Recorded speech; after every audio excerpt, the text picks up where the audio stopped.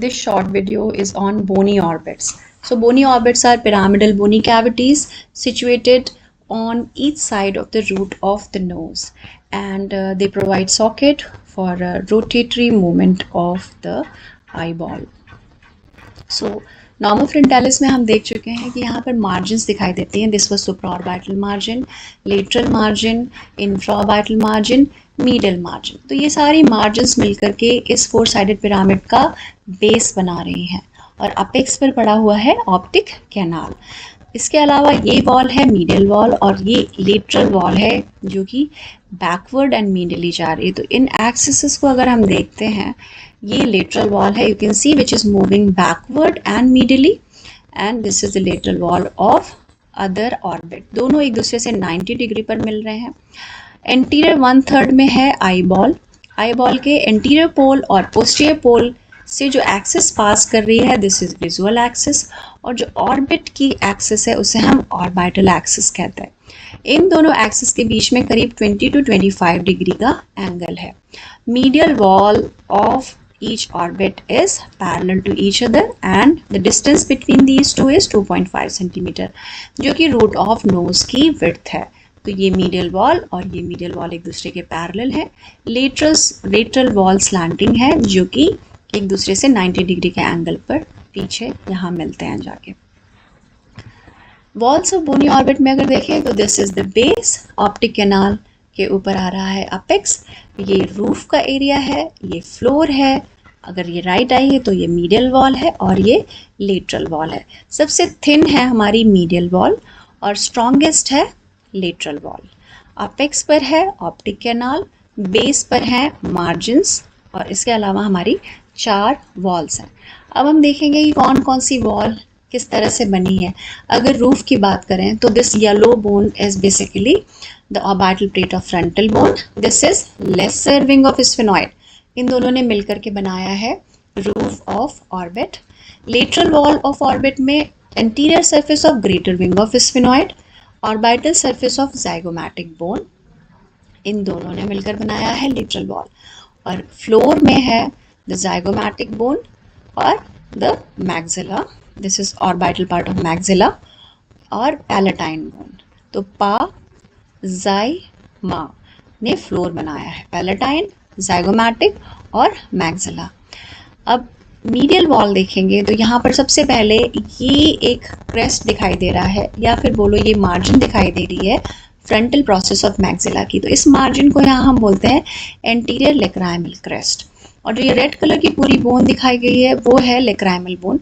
और इसी lacrimal bone पर एक उठा हुआ एरिया दिखाई दे रहा है, this is posterior lacrimal crest.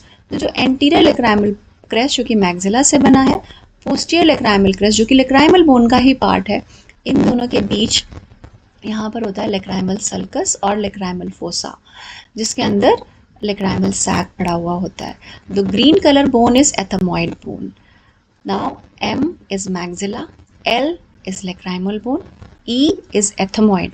Beside that, this small area is body of sphenoid. ये पर्पल कलर का एरिया बॉडी ऑफ स्फेनॉइड है. तो ऑप्टिक कैनाल किसके किसके बीच में बनती थी, अगर आप इसको देखना चाहो तो ये आपकी ऑप्टिक कैनाल है. ऑप्टिक कैनाल ब्लू कलर की बॉडी और लेसर विंग ग्रीन कलर इनके बीच में बना हो. तो वही चीज़ यहाँ पर बताई गई है. So this is the lesser wing and this is the body. इनके बीच में ऑप्टिक कैनाल है. तो हम फिर से बता रहे हैं, M, L, E and S ये बना रहे हैं the thinnest wall, that is medial wall. एक रिटॉर्ट शेप फिशर यहाँ पर दिखाई दे रहा है. ये है सुपीरियर ऑर्बिटल फिशर और ये है इंफीरियर ऑर्बिटल फिशर. तो सुपीरियर ऑर्बिटल फिशर अगर देखें तो लेसर और ग्रेटर विंग के बीच में है, और inferior orbital Fisher lateral wall और फ्लोर के बीच में बना हुआ है. कुछ फीचर्स हैं जो यहाँ बहुत इंपॉर्टेंट होते हैं, जो कि रूफ में अगर देखें 2 फीचर्स हैं. यहाँ पर orbital part of lacrimal gland पड़ा है. इस एरिया में एक ट्रॉक्लिया बनता है जो कि पेरिऑर्बिटा से बनता है, और वहाँ से सुपीरियर ऑब्लिक मसल का टेंडन पास कर रहा होता है. यहाँ पर लेक्राइमल सैक रखा हुआ है लेक्राइमल सल्कस में. और इसके अलावा यहाँ पर हम फ्लोर में अगर देखेंगे, अगर मीडियल वॉल से फ्लोर की तरफ आ रहे हैं तो जैसे ही लेक्राइमल फोसा ख़त्म होगा उसके बाद इस एरिया में पड़ी हुई है इंफीरियर ऑब्लिक मसल जो कि एक एक्स्ट्रा ऑकुलर मसल है, और फ्लोर में हमको दिखाई दे रहा है एक इंफ्रा ऑर्बिटल ग्रूव जो कि कंटिन्यूएशन में है इंफीरियर ऑर्बिटल फिशर के। ये ग्रूव कैनाल फॉर्म में बोन के अंदर अंदर जा रहा है, that is known as infra orbital canal, और ये कैनाल ओपन कर रही है इंफ्रा ऑर्बिटल फोरामेन में।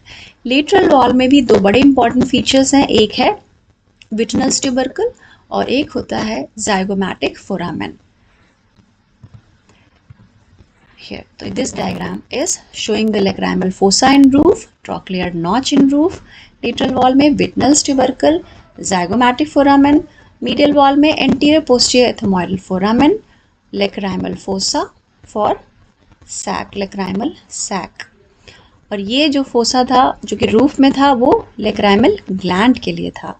फ्लोर में अगर हम देख रहे हैं तो there is groove, there is canal और there is origin of inferior oblique muscle. And these are the features of bony orbit। रूफ में लेक्राइमल फोसा, ट्रॉक्लियर नॉच या ट्रॉक्लियर नॉच नहीं, पुली और ट्रॉक्लियर। लेटरल वॉल में zygomatic tubercle, foramen of zygomatic nerve, और inferior wall में या floor में हम देख पा रहे हैं इंफीरियर ऑब्लिक की ओरिजिन और groove, infraorbital groove. Middle wall में हम देख ही चुके हैं anterior posterior ethmoidal foramen and this groove, lacrimal groove. Now, what are the relations of orbit? Anterior cranial fossa is lying in its roof along with the frontal air sinus। नीचे देखेंगे तो maxillary air sinus पड़ा हुआ है। यहाँ पर ये wall जो मिसिंग है वो बेसिकली एरिया था टेम्पोरल फोसा का लेटरल साइड में, और पीछे की तरफ middle cranial fossa, medially ethmoidal air sinuses are seen। So now we are going to study about this inferior orbital fissure। इससे क्या क्या पास करता है? superior orbital fissure से एक बार रिवाइज कर लेते हैं। this is a medial big area and this is lateral narrow area, और ये जो कॉमन टेंडिनस रिंग है इसने इस पूरे फिशर को 3 पार्ट्स में डिवाइड किया था। तो जो लेटरल पार्ट है वहाँ सुपीरियर ऑप्थेल्मिक वेन, LFT यानी lacrimal, frontal and trochlear nerve pass कर रहे हैं। बीच में से third nerve that is oculomotor का सुपीरियर डिवीजन, इंफीरियर डिवीजन, और उन दोनों के बीच में नेजोसिलरी नर्व पास कर रही है, और 6th क्रेनियल नर्व, यहाँ पर 3 and 6 क्रेनियल नर्व, और नीचे इंफीरियर ऑप्थेल्मिक वेन्स। ये तो हमें याद है। इसके अलावा this is inferior orbital Fisher. Inferior orbital Fisher से क्या क्या पास कर रहा है उसके लिए हमें जाना पड़ेगा ट्राइजेमिनल गैंग्लियन के पास।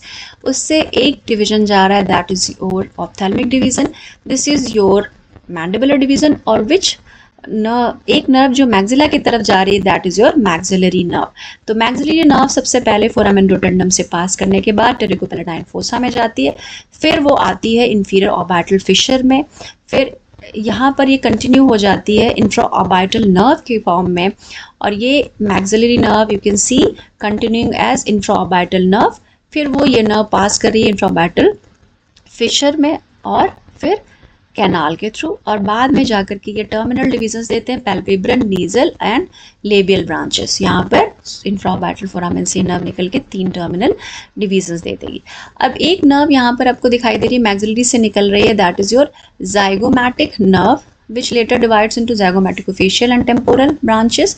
तो ये जाइगोमैटिक नर्व यहाँ पर पास कर रही है, और इसके अलावा इमिसरी वेन्स हैं and infraorbital vessels are also passing। So this whole thing is inferior orbital fissure।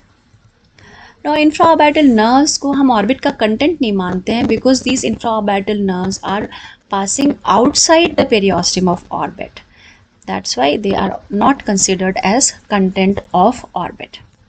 Thanks for watching।